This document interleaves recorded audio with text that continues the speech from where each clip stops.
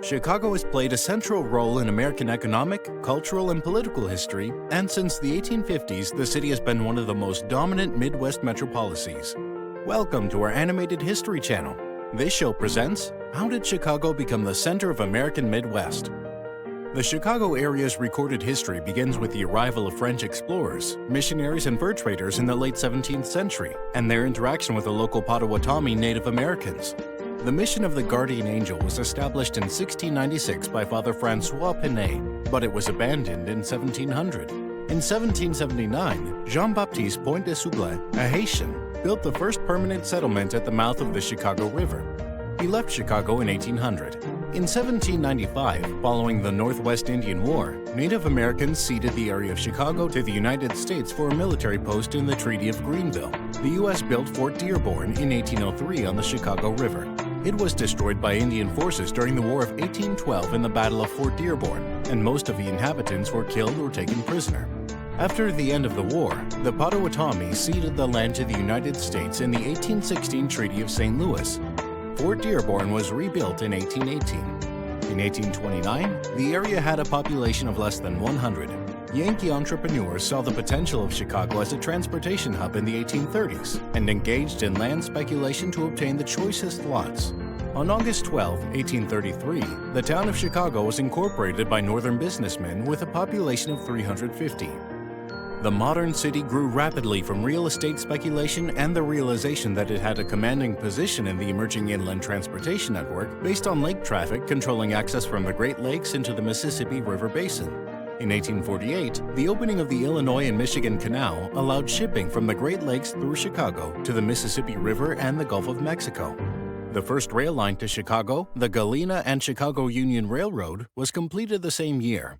Chicago would go on to become the transportation hub of the United States, with its road, rail, water, and later air connections to all parts of the nations. By the 1850s, the construction of railroads made Chicago a major hub. Over 30 lines entered the city. The main lines from the east ended in Chicago, and those oriented in the west began in Chicago. So by 1860, the city became the nation's transshipment and warehousing center. In 1871, most of the city burned in the Great Chicago Fire. The damage from the fire was immense.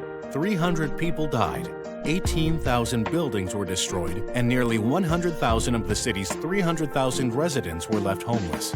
Several key factors exacerbated the spread of the fire. At the time, most of Chicago's buildings and sidewalks were constructed of wood. Despite the fire, the city grew exponentially, becoming the nation's rail center and the dominant Midwestern center for manufacturing, commerce, finance, higher education, religion, broadcasting, sports, jazz, and high culture. The city became a magnet for European immigrants. At first, Germans, Irish, and Scandinavians. Then, from the 1890s to 1914, Jews, Czechs, Poles, and Italians. They were all absorbed in the city's powerful ward-based political machines. Many joined militant labor unions, and Chicago became notorious for its violent strikes and high wages. Chicago, after New York City, became the center of the nation's advertising industry. Albert Lasker, known as the father of modern advertising, made Chicago his base. Chicago's manufacturing and retail sectors, fostered by the expansion of railroads throughout the upper Midwest and East.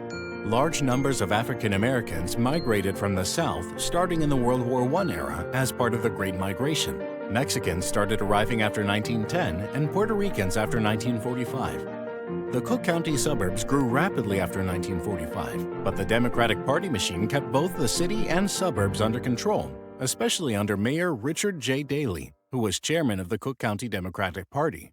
The 1968 Democratic National Convention was held in Chicago during a period of increasing anti-war sentiment.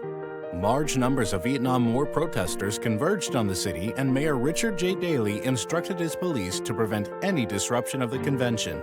Deindustrialization after 1970 closed the stockyards and most of the steel mills and factories, but the city retained its role as a financial and transportation hub. Increasingly, it emphasized its service roles in medicine, higher education, and tourism. The city formed the political base for national leaders of the Democratic Party, especially Stephen A. Douglas in the 1850s, Adlai Stevenson in the 1950s, and Barack Obama in recent years. Thank you for watching. Please check out other animations on history and don't forget to share, like, and subscribe.